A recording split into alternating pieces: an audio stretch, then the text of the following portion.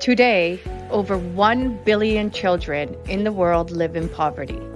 At Help Heal Humanity, our goal is to connect children in need with people like you who want to make a difference. Our student sponsorship program helps provide children with the necessities for a healthy and successful start to life. When you sponsor a student, you're not only giving them the gift of education, you're giving them the best chance for a brighter future. 100% of your donation supports the tuition fees, uniforms, textbook, and school supplies needed to thrive in a safe and healthy learning environment. Sponsor a student now and be the catalyst for their brighter future.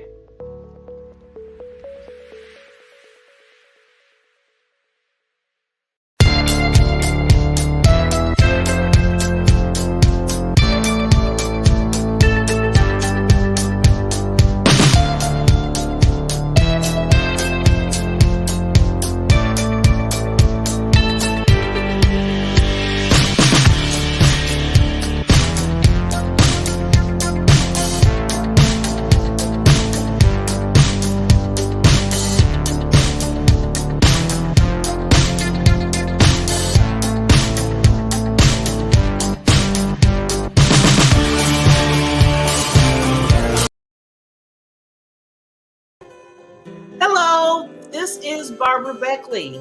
How are we doing this evening? Welcome to Help Heal Humanity Show with the co-founders and the co-hosts, Barbara Beckley and Serena Bufalino. Now, usually our show, we have one half of it where we're talking to members, board members, associate friends, family that's really gung-ho in working with Help Heal Humanity, that's really pushing that nonprofit organization. Then on the other half of the show, we spotlight other nonprofit organizations, because we thought that, you know what, everyone that's trying to help the world, why can't we get together and collaborate and spotlight one another? So we take that other half of the show, do that. And then, as me being the producer of the show, I thought about something. I said, you know what? It would be nice to have some teachable moments.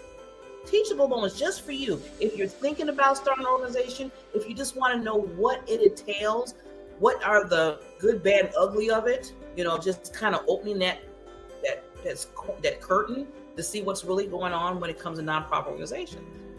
So we're going to call the HHH Teachable Moments. And it starts right now with me. So I was thinking to myself, I said, what do people really want to know? Do you want to even start a nonprofit? And I was telling myself, I said, when I started with Help Heal Humanity, and I found the queen, the angel, Miss Serena Bufalino, I told myself, I said, wow, I think I found my calling. I found my calling. I felt so energetic. I felt drawn to it. I felt the love, the compassion that the organization has. And that's what really got me to really say, I want to take another deep dive into this organization. So as you can see, through it all, we created a show around it. And that's just one part of when you're thinking about building a nonprofit organization, is the marketing piece. So this is going into the marketing piece of that, just to give you an idea. And I'm going to talk a little bit more about that later. But first, there's really 10 steps to how to start a nonprofit organization. Today, I'm just going to go through 3 of the 10. So that means I'll be back to give you more. So the first step, why do you need to start a nonprofit? You got to ask yourself that question. Why do I want to start a nonprofit organization? Second step, build a solid foundation. Anything you do, be it if it's a business, if it's at your home life, whatever it is, you need to build that foundation, because when you start building from there, you don't want things to fall, right? You don't want things to go sideways, which life is going to happen. The earthquakes and the storms are going to happen in life. But if you have that stern foundation, especially within your nonprofit organization, it will still stand the test of time, no matter what. And step 3 out of the 10, creating a detailed, and I say detailed, business plan. I know you're saying, a business plan for nonprofit? Yes. Yes, I tell people you should have a business plan or some type of plan strategically, whatever you do in life, so you know where you're going, where you want to go, and measure how you got there. So let's start off with step one. Why do you need to start a nonprofit organization?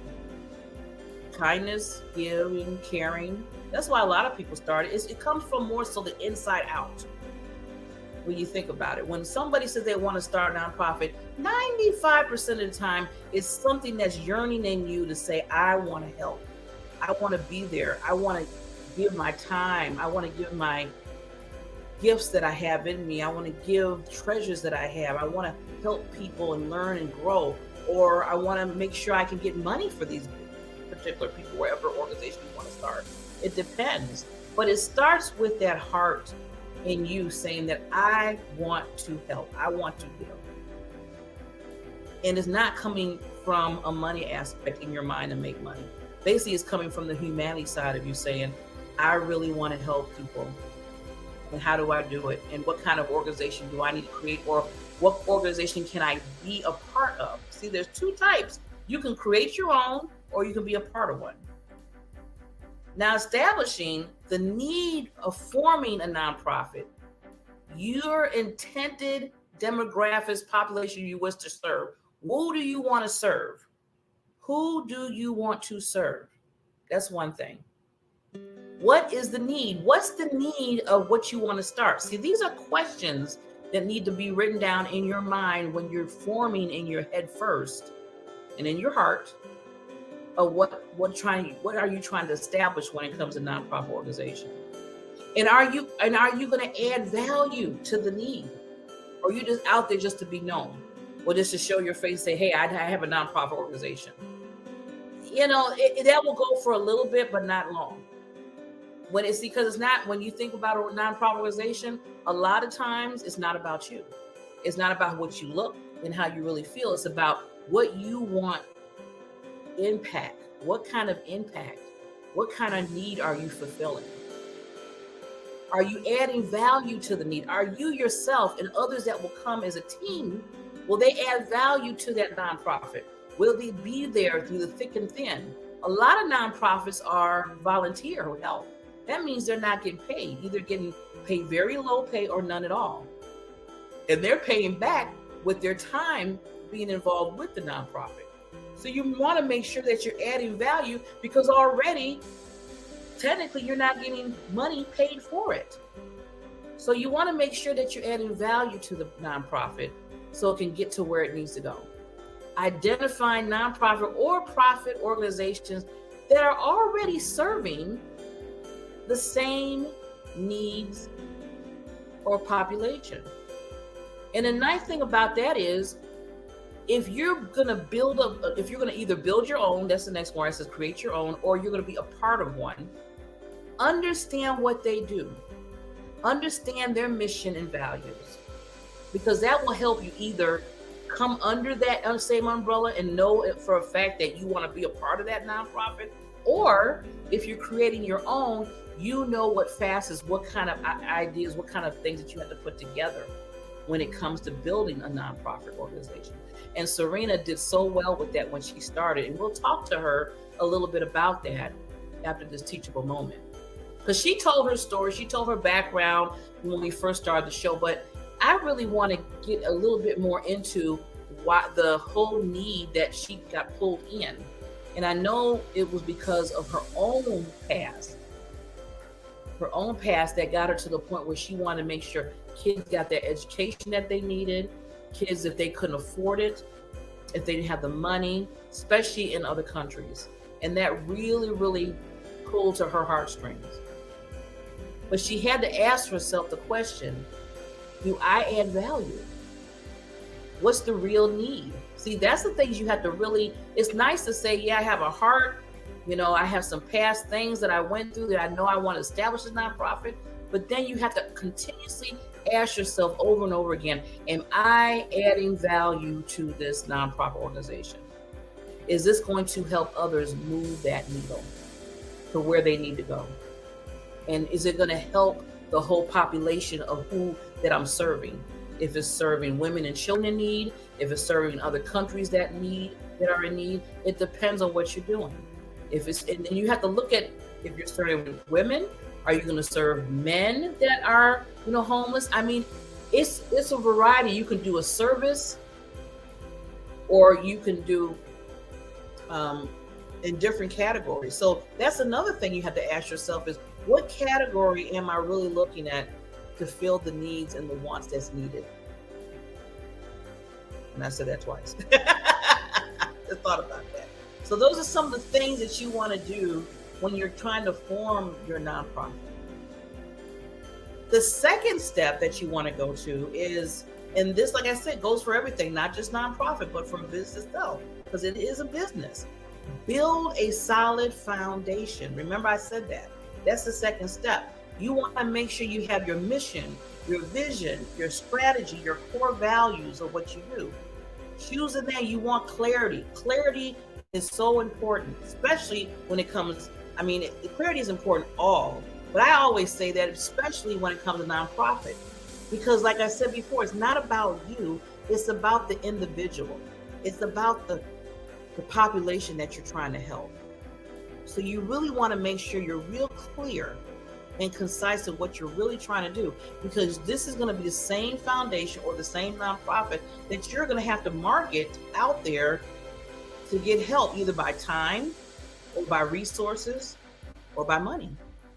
So you want to choose a name that fits what you're doing, that makes sense.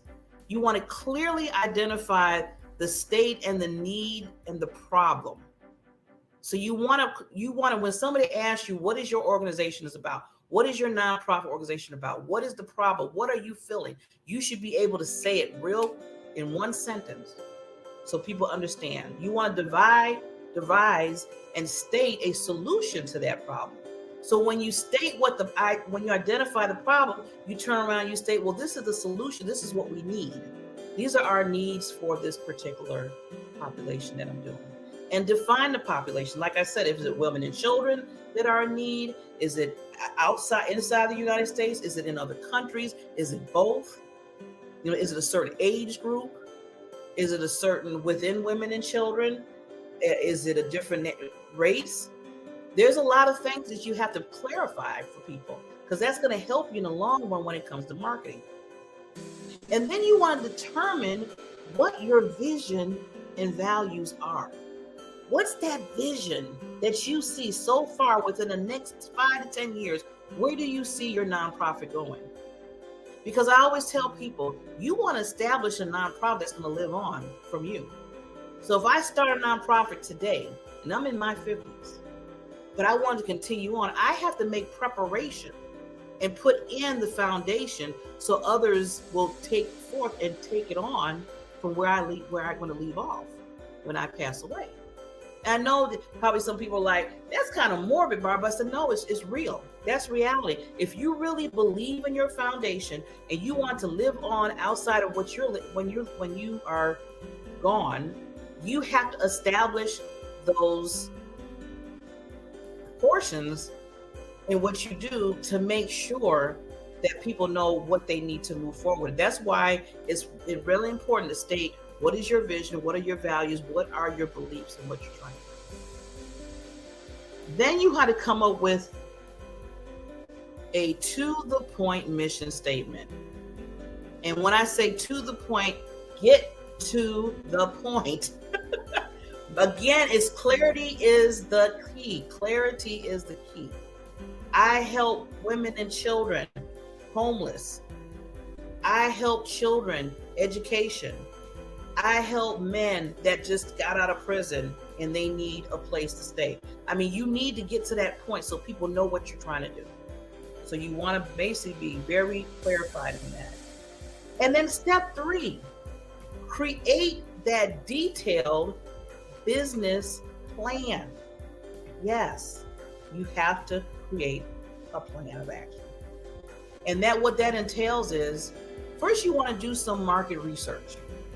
You want to see if there's some similar nonprofit organization. There's so many out there, and so many that might resonate with what you want to do, either create your own or if you want to get under one. Like I said, there's 2 ways to do a nonprofit. So you want to do some research. Always research to see what's out there. And then what I said earlier, your mission, your value, and your purpose. You want to really hone in on that. And then what kind of products, programs, and services do you offer? What kind of product service will offer? Because within a nonprofit, you can have that. It's just not, sometimes people, again, are you just raising money and just say, I need money to help these people? Or are you giving products and services to help raise the money, to help that population that you're trying to help? Are you building schools for them? Just like Help Heal Humanity. They built a school in Haiti for the children so they can have a better education. They have yoga type of classes. They have summer teaching classes, and the list goes on. And you can do the same thing, but you have to really narrow down on what type of products, programs, and services are you going to have. Then you want to have a marketing plan in place. Very important. Visibility is the key. How are you going to market yourself?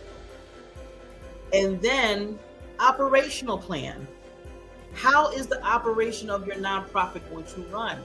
Do you have a board of directors? Under the board of directors, what kind of board members do you need? You need one for each of these other assets, like the operational. Do you have a board member for that? Do you have a board member for an impact plan? Do you have a board member for your finances, a treasurer? So you need to make sure that you have the operational plan under your nonprofit business plan. And then I love this one, impact plan. How will you measure change? How will you measure the change when someone comes and either gives their time, energy, or money? You need to measure that to make sure that your nonprofit is working in the way you wanted it to work when you thought about it way at the beginning, when you said, I want to make a change in these people's lives. You want to have that impact plan. And then, of course, you need a financial plan, a budget. Because with Help Heal Humanity, one of the reasons why I just so love the organization is because 99% of the money is going towards the children and their education and helping them in their needs, especially in Haiti and in other countries. A lot of it's more volunteer work. A lot of people are putting their time and effort into it. But you still need to know the budget. There's still certain things you have to pay out. I mean, for licensing and everything else. You have to, because you have to make sure you're okay with the IRS and everything, right? So you want to make sure that those things are set up. You have to pay to make sure people are doing that to a certain extent. So you have to have a financial plan in action. So I just wanted to bring some of those teachable moments to you and let you know we're going to have more of them coming up. But right now, I just wanted to make sure that probably every other week we'll have that and get more and more depth about wanting to start, if you want to start a nonprofit organization, and how the steps are in that. So right now we're going to go to our sponsor, and then we're going to bring on the wonderful Serena with me, and we're going to talk a little bit more when it comes to nonprofits. See you in a minute. Help Heal Humanity is an internationally registered charity mindfully designed to provide the world's most vulnerable communities with access to education, food, support, and love. We build the infrastructure, develop the programming, and foster the global connections necessary to support the charity and future of the people in our project countries. Through unconditional giving, Help Heal Humanity achieves its mission to inspire and love those in need in a compassionate and sustainable way. Our vision is to make conscious giving a widespread global practice through kindness and servitude. Get involved now and be part of our Help Heal Humanity family.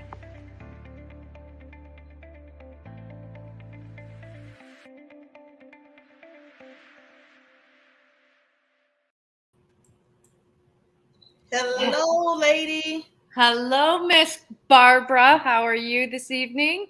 I'm pretty good, pretty good. Always good to see you. Always good to see you. Always. Well, that was exciting. I didn't know we were doing that. I love all the surprises. And that was a really good teachable moment. I was backstage and I wanted to comment on some of the stuff you were saying. And I was like, no, wait, nobody can see me or hear me. But that Well, was a brilliant idea. And I do look forward to doing those and then, having some time to talk about the issues that you just discussed because, yeah. as So the CEO and the founder of the charity, it's been a very interesting journey, as you said, to um, build out the process of who Help Heal Humanity is, what our main focus is, and in the very beginning, when we started this charity, I knew we were always education based, but then people start to see who you are and what you do, and then people start messaging you, and I have such a mm, big heart, and so that was one of the points that really resonated with me is I have such a big heart and I want to help everybody, and and then I was like, okay, we'll help these people, okay, we'll help that, okay, we'll do this, okay, we'll do this. And at one point the board kind of looked at me and they were like, who are we? Are we a charity that just helps out anybody and everybody, or are we going to get really clear about what our mission and our purpose is? And and it made me, I was like, at first I was almost upset because I was like, what's wrong with that? Why can't we just help everybody and anybody? But then I also realized, in building out the charity, that you do have to have like your main focus, your main mission, your main target audience. And so that's when we kind of narrowed it down back to the main mission again is education and nutrition, and making sure that the people, the students, the small populations in the community that we serve, not only are they being educated, but are they being nourished? Because we know, you can't just give them the education in the school, because as we have been figuring out along the way is those kids are coming to school starving, and the starvation and the malnutrition is affecting their learning. So this is what our main areas are, again, is the education and the nutrition.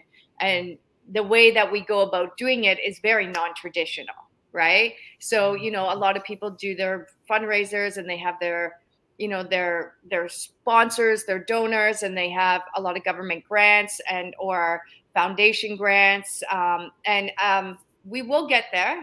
But at this point, Help Heal Humanity, we've never applied for a grant, we've never applied for government assistance, we haven't looked at foundation grants. And so again, as we learn, we figure out that these are the things we need to do. So that is something that we hope and propose to do in the future, is to bring in more revenue that way. Because as much as we want to have a heart to serve and a passion to serve and give back and share our talents and our gifts, without the funding at the end of the yeah, day, unfortunately, it's limited. Yeah, it's much we limited for that. So you're right, Serena. I mean, I tell people all the time, yeah, Serena, if you know what, if currency was Serena's heart, we would all be billionaires right now.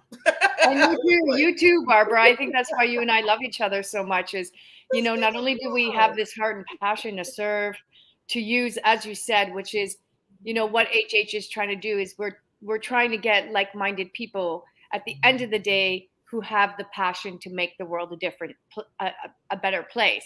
And what we're hoping to gather along the way is everybody who has these amazing skill sets. And then when you get all the right people together, you have a full-blown team of people that excel in certain areas that eventually make up a very solid team.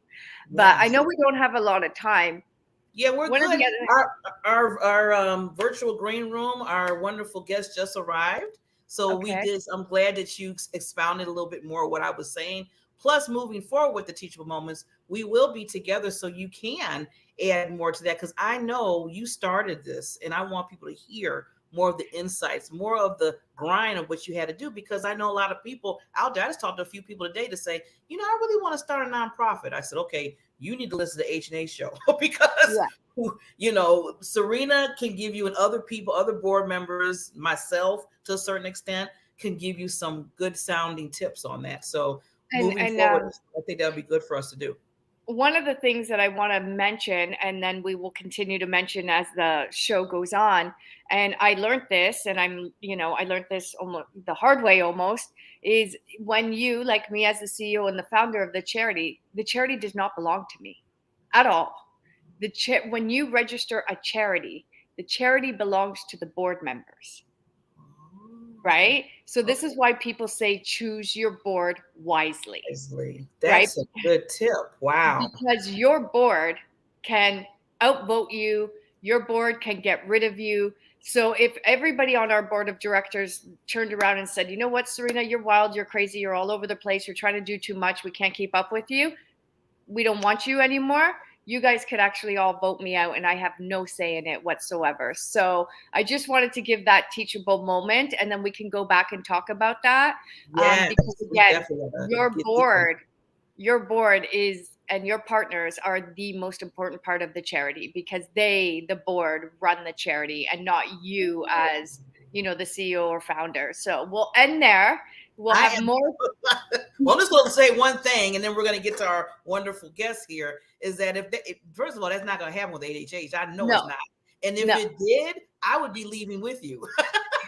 Yeah, no, I don't think that ever would happen, because that again, would never happen to you. We all have like that similar heart and passion. And I think you see the determination of, me trying all the time every day. And then, the tenacity, the never giving up, I think that becomes contagious, and the team starts to see like, she's not ever going to give up. So let's just, just keep going. You keep us all going. It's like, okay.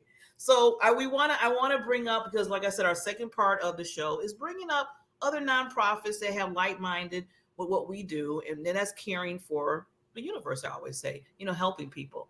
So we have Mrs. Cynthia. She's going to be coming on. She is the founder of CUPS Cup Bra Drive. And this is interesting. I'm going to love this, hearing more about this. And the mission is to work with local organization that serves women and girls find access to bras. And there's always a story behind these nonprofit organizations. So she says she wants to discuss how women across the nation can donate, and for the mission of cups. So we're going to go. I got to get to my sponsors because they're going to yell at me. Yeah. And then we will bring Cynthia on. Excited.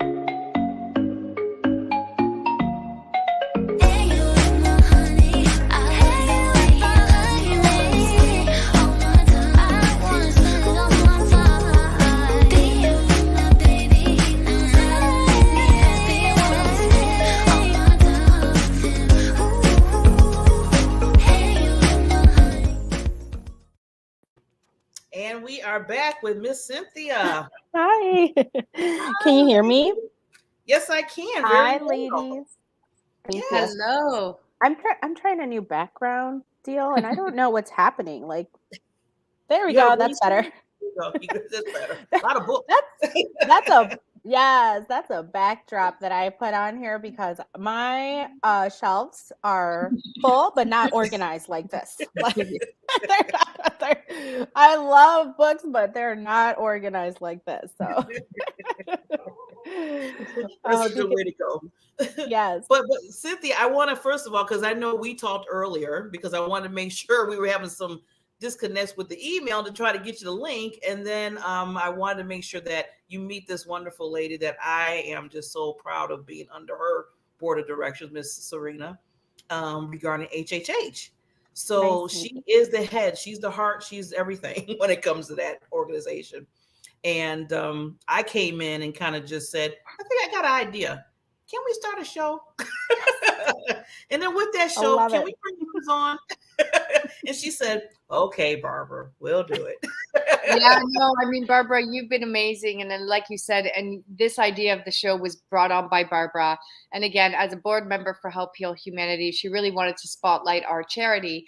But again, not, spotlighting all the other great charities out there doing the great work, and giving a platform for them to be heard and seen in the world. And so I'm really excited to have you, Cynthia.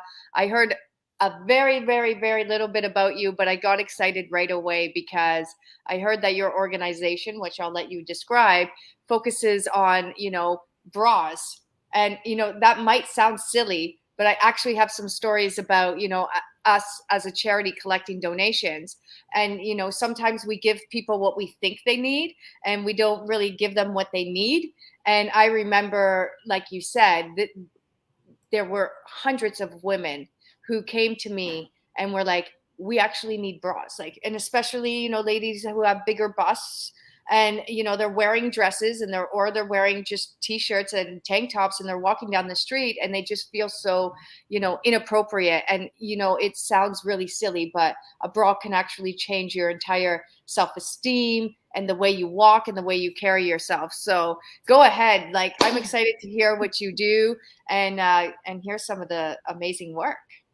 Well, thank you, Serena, and thank you, Barbara, for having me today. This is phenomenal, exactly what you are doing. I believe that supporting each other and helping each other grow is how we can expand and reach others. So, Barbara, kudos to you for coming up with the idea and saying, hey, we need this. I mean, now we not only need this, but we need to collaborate. So that is fantastic. So thank you again for having me today.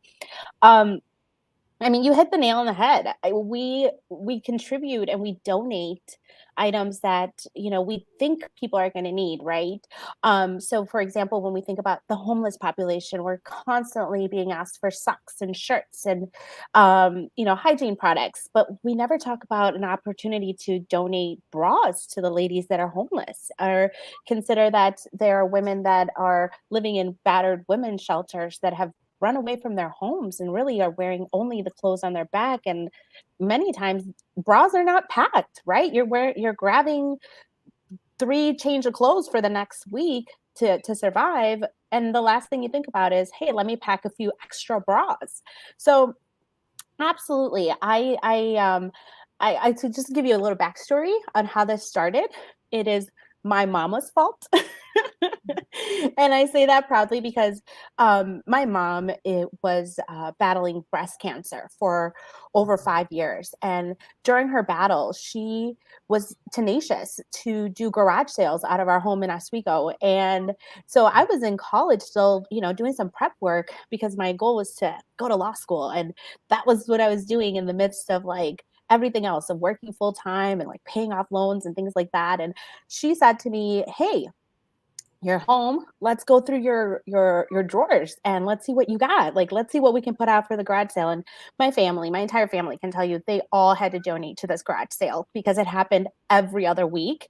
And it happened with the entire neighborhood. So the best thing about Waterbury Circle in Oswego is that every single neighbor on that street knew each other because they were all doing garage sales eventually.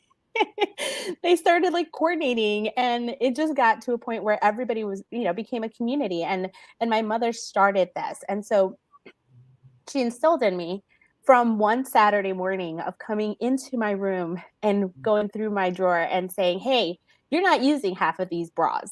Let's put them out to the garage sale. And I was so grossed out. I was like, no way, Mom. That is so gross. Nobody's going to buy my bras. And so she said to me, you don't know where people are coming from. You don't know where they are in life. Therefore, if we don't sell them, let's give them away because you're not using them. So I agreed to it. I said, okay, fine. Let's do it. Still feeling a little grossed out that my bras were in open air out in the driveway. She put them in the free box at the end of the driveway. And a gentleman drove up. So it wasn't even the ladies going through it. It was a gentleman that drove up and picked up the box and threw it in his minivan and drove away. Fine. You don't have to tell us why you want the free stuff, or can you just grab it and go. Cool. He was a neighbor. He knew everybody. He knew these were happening. So he took the box with him, and 2 weeks passed and he came back. And he said that he had sent those bras to Indonesia to his sister and that she wanted to know if there were more bras or more clothes for her because they were her size. And I just was like, oh my gosh, my mother is telling me, recounting how all of this is happening and maybe if I had more bras. And we get put out more stuff and we gave him clothes and things like that happened. And so then fast forward to 2015. This was, I want to say 2013, 2012. I can't even remember now the dates, but my mom passed away in 2015. And she passes away, and then 2016, 16 rolls around and my husband says, we have a job to do out in McAllen, Texas. I'm going to be out there for, 4 months and so forth. Do you and the kiddos want to come with me? And at that point, we were able to go. So we tagged along with him, and I'm standing literally in the middle of a hotel room, like cold floors, because they don't do carpeting, they do like marble flooring. So like the cold floor, I'm standing on the cold floor listening to the news, and all I hear is Wheaton this, Wheaton that. And so I grew up in Wheaton, Illinois, but there was a woman out in Wheaton, Maryland, who was starting Support the Girls, and she was asking for donations. And so I tuned in, and as soon as she said, I'm looking for bra donations, it just took me right back to when my mom said, you need to donate bras because you don't know where women are coming from. I just remembering that moment makes me tear up, and it makes me cry every time because I just know she was very excuse me, she was very on point to meet people where they are and to gift them these is absolutely true. Because I'll tell you a story. So I'll tell you a story that happened to me after the first year of Cups Bra Drive. So, just to segue into like the results, right? So I'm now coming back to like organize, and then we have our first year, and I'll tell you about our first year in just a second. But after our first year, I'm going to Free the Girls organization because now I have over 500 bras to give away, and I don't know what to do with them because, right, like where am I going to put all these bras and who am I going to give them to? And we weren't getting rid of them as quickly as we wanted to.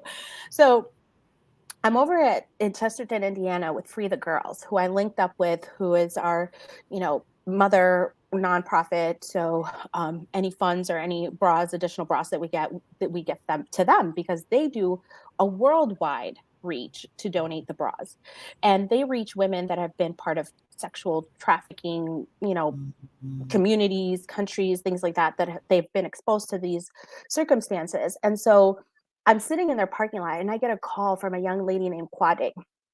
And Quade is deaf, so she has to type in her response, and somebody has to read it back to me to know, for us to communicate. And so then whatever I say, it gets typed, and then she could read, or and so forth. And so she's telling me that from the first year that we were at Hesed House, we were able to donate her 3 bras, brand new bras. And because of that, she felt the confidence to get a home, to go get a job, and felt so good about her body. I'm like, still, we talked yesterday with the Hesed House coordinator, Bruce, and I was like, can you imagine Quade called me and he's like, I believe it, because she felt so empowered after she met you that it was a complete change. And that's when I knew this needed to keep going. And so the first year we got, I think, over 600 bras.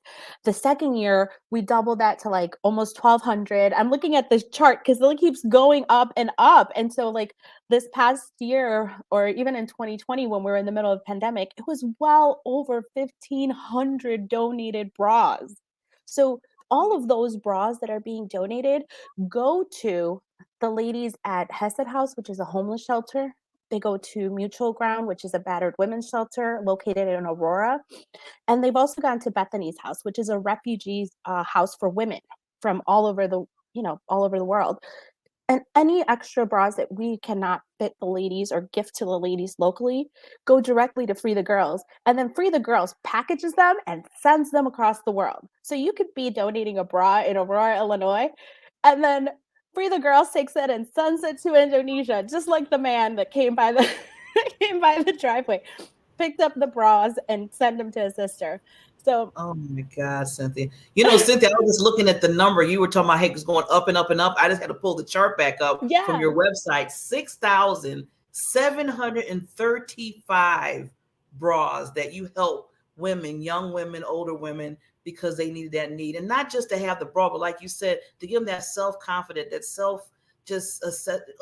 it's just, I was getting chills when you were saying that. I was crying with you, lady. Yeah. Serena, you gotta talk.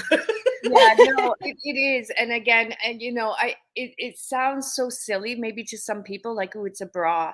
But again, in my experiences of dealing with homelessness, and in Canada, in the USA, in Haiti, in Spain, dealing with, in particular, the women's shelters, and then again, just like really just women in general who, don't have the means to even feed themselves. And it's exactly like you said, we do collect, the blankets and the mitts and, all of that, the scarves and the hats. But when we are on the streets, the girls are always saying to me, can you find me a bra? Can you find me a bra? Can you find me a bra? And when I go back, like I've actually had to be like, okay, calm down, because they all come running out of their tents, or they all come running like you're giving them $1 million, and it's a bra that fits them or supports them. And it's like you said, that can do a lot for you. It just makes you feel comfortable. Like, I don't know. I'm sure every woman who's watching this, when you get home, you want to just relax. And sometimes you just throw your bra off and you just, let it go. But how many of us would ever leave the house without a bra on? I don't think any of us really would. Right. And then so you imagine even the ladies who are going for job interviews or trying to rise above, simply just looking proper and having yourself, feel lifted and feel confident and stuff, it makes such a big difference. And that's why we say a little bit goes a long way. And it's always about not what we want, but what the people that we serve need, right? And when you can fill that gap and you can provide that service, you're making a big difference. So like you said, you've impacted over 6,000 women, with the support of bras. And where are you located? The organization is located in Aurora, Illinois. Okay. So, I mean, that's what I think. I think, people who are watching this and or come back to watch it, there's so many people who, throw away their clothes or don't know what to do when, they outgrow things, or, even the young people, oh, I don't want to wear this anymore, the milestones of the different kind of brassieres and bras that they wear. When you're done with them, donate them. Just donate them, because there are people in need who a bra will go a significant way. Have you ever reached out to like any companies and asked them to give like some of their leftover stock? Does that work? Yes. So in the second year, we had Kohl's donate bras to Cups Bra Drive. And just recently this year, we had Amazon. Amazon had an overstock of over 700 bras. And so with the 700 bras, we've been able to, like you were saying, a board of volunteers has helped me to donate the bras throughout the community. So now we're able to reach just every woman that would like a free bra. I completely agree with everything that you are saying. I've been fortunate enough to partner with the amazing co-owners of Bare Moxie in Geneva, and they are professional bra fitters, and they will accompany me to fit the ladies at like Hazard House. So it's not just about wearing a bra, right? Or having a bra, but it's having the proper bra and knowing what your cup size is. So on average, every woman has on average 17 bras. And this is a national like statistic. This is not something I made up. So it's phenomenal to see, like, to have 17 bras, you're probably, and I'm gonna say it, ladies, you're probably just using one or two of your favorite like every week. Like you wash it and then you go buy your favorite again. So knowing that you can spare one or two bras from your drawer and they're either new or you bought it and then it didn't fit and wears so well. Yeah. Right. Yeah, It's in your in that drawer. drawer. In fact, as you've been talking and talking about this, I've been already gathering in my head, okay, I need to put it in a bag and I need to send it to you, because I have bras already that I could just donate real quickly. But see, this is what I say before. I always tell Serena this. This is why this is one of the reasons why I love this show, and I love bringing on the other nonprofits, because the awareness. See, a lot of times people just don't know, and that's why these shows, just not this show, but a lot of shows, you need to be doing this so you can be aware of what's the need. People probably wouldn't fathom that people need bras. Yeah. I mean, like Serena always said, it's the little thing that you don't even, we probably take for granted that people really need. And we just take it for granted. We don't even think about it. Yeah. Yeah. Yeah. And we all know bras are expensive. Oh, They're yeah, they are. expensive. I mean, there's bras ranging between, you're going to walk even into Walmart and spend $10, $15. And then you go into a boutique and you're going to spend anywhere close to $100, $150 for a great fitting bra, which sounds ridiculous. But, I don't think the guys know this. Yeah. Right? I don't think most men know this. And I'm going They're to married. blow your mind. Yeah, and I'm going to blow your mind with another fact. So as I've been doing this work, I love sea turtles. I think that sea turtles are my spirit animal. But I found out that in South Carolina, there is an organization that will take the bra clips. So if your bra is just ready to go in the trash and you don't know where to or don't want to donate it, because honestly, who would wear it? Donate the clips to an organization in South Carolina. And I posted the link on our Facebook page for Cups Bra Drive. So that link is there. So your bra can, go for the girls or go for the turtles. Just out of curiosity, why do turtles need bra clips? So great question. So sea turtles are some of the most calm animals in the sea. And so even if you walk up to them and you can't really, they won't get startled and they don't move very fast. So when there are boats nearby and they get hit with propellers or for any reason, shark comes by and bites them and their shells are cracked. Their shells are like keratin, right? So they're like our nails. They will grow back together, but they need to be able to kind of have adhesive, right? And so what happens is that they will take the bra clips and glue them to the turtles and then kind of do the stitching so that their shells grow back together. Oh God, I would never would. I'm telling you, Barbara, every Thursday after our show, I go into work or the rest of my conversations that week. I'm like, did you know? Did you know? And I'm learning all these incredible facts, incredible charities, and incredible stats about different parts of the states and what is really happening. That I'm from Canada, so I'm a little bit naive to some of that stuff, and this show has been such a learning curve for me, so I absolutely love it. Me too. Yeah. So that's why I said I'm going to blow your mind, because there's always a purpose, right? Yeah. There's always a purpose for what we have. So if we don't use the bras for gifting them here, we send over the clips to this charity in South Carolina, which takes care of the sea turtles. And then, just something else that again is, might not seem common nature to people. Again, being in Haiti and spending a lot of time in Haiti, and one of the prerequisites that we ask our volunteers when they come to Haiti is to fill a suitcase with 2 suitcases with clothing and material that they're going to be prepared to leave in Haiti. So that when you come home from Haiti, you come back with nothing but your little fanny pack with your wallet and, whatever. And so we tend to bring thousands of pounds of clothing over there and hand it out to our community people. And then we've had quite, some women ask us if there was any, bride's dress, because they're going to get married and they really want to have, bride's dress. And then so we started collecting some bride's dress. And then the ladies, when they came to get the dresses, they're like, we need the bras. Yeah. We need the bras. And so the following time we had a volunteer trip, we actually asked everyone, we say, do whatever you want, but sometimes we give a list. And on that list, we had put the bras. And I'm telling you, those ladies, and you know what else is really sad too, is when you are in these countries that are so poor, or in these women's lives who don't have anything. I swear on anything important in my life, you go back 2, 3, 4 years later, they are still wearing that bra. Yeah. I believe it. Yeah. Wow. I believe it. Yeah. See, yeah. And so one little piece of material can really, really seriously impact the life, because I think we don't know the conditions in which they're coming from. Right. And, the degree that they have gotten to that point, and that a bra can actually make that much of a difference. So I think it's like you said, sometimes people just focus on the really big picture.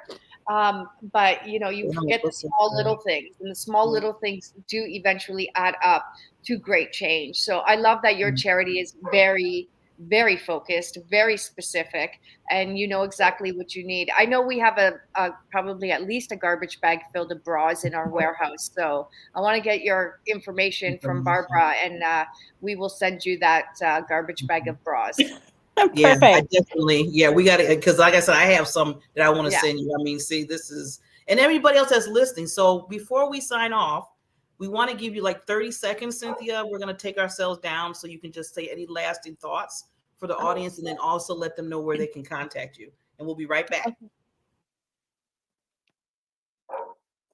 Hello, everyone. My name is Cynthia Gamboa, and I am the founder of Cups Bra Drive, a commitment to uplift with purpose and service. I am located in Aurora, Illinois, and I would love to connect with you and help you start collecting the gently or new bras in your community. Please reach out to me at pinkcupbra@gmail.com to find out where you can donate, send your bras to, and how to start collecting for Cups Bra Drive in your community. Again, my name is Cynthia, and I can be reached at cupsbradrive@gmail.com or cupsbradrive.com. And I'm sure you'll be provided the correct information. If you need to reach me via phone, I am available at 630-636-1335. Thank you. I love it. I love it. That's a beautiful message. And again, you put that seed in my mind. And so when I start collecting donations, I'm going to tell everyone, send the bras, send the bras. I know we have a place for them, but again, this is about, you know, charities helping out charities. And so I'll definitely send you out some stuff. Well, and vice versa, right? Because I have hundreds of bras in my hands right now that we're trying to distribute throughout Aurora, but they're new sports bras, they're bralettes, and there's also maternity bras. So if we can send new bras to Haiti, I'm all for it. So please connect with me and let me know how we can support you as well. Yeah, for sure. Barbara, another winner. I'm loving it. I'm telling you, every Thursday, I look forward to Thursdays. I really do. I really do. But first of all, be with the queen here, Serena, and then also to be with other queens like yourself, Cynthia, to talk about what you're doing in the world. And I just want to remind people again, the littlest things that you have around could be the biggest things in a person's life. So please stop, think, get aware of what's needed, and give, because that's what's needed right now is giving, especially from your heart. So with that, Cynthia, thank you so much for being on the HHH show with us, me and Serena. And you're always we always say this. We want you to come back. We want to collaborate. We want to keep in touch because that's what it's all about. That's what it's all about. I really appreciate the time. And we'll be collecting our annual Bra Drive collection happens on the first Friday of October. So I would love to come back. I would love to share that information. And then again, our website has my contact information probably better than I said it. But also it has the locations where you can send or drop off your donations. So anything and everything is appreciated. Thank you. Great support. Great support. Well, we'll see everybody next Thursday with another wonderful other nonprofit and some more teachable moments probably from Serena and myself. Talk to you soon. Raise your hand if you've ever been busy. Raise your hand if you've ever got tired and feel like you just need a couple days off. Most people would have both hands up right now. That's our world, fast-paced and income-driven. That's why we get caught up in our own lives so often, and that's why it's understandable when most people don't focus on worries that aren't their own. So what makes someone become a humanitarian? Someone whose whole life focuses on the welfare of other humans. When you go back and you see kids that were living on the streets, kids had no structure, they had no routine, people who had nothing, they didn't have meals. When you see that they're all of a sudden they're waking up, they have structure, they have something to do, they have a meal in their belly, their life changes completely. They like I said, their self-esteem changes, their self-worth, their ability to know who they are in the world and what they have the potential of becoming. you know, to give that hope, to give that dream, and then to watch people actually use that to do good for themselves and others it's amazing. It becomes an addiction. And with Serena's help, we'll find the meaning of life to a humanitarian.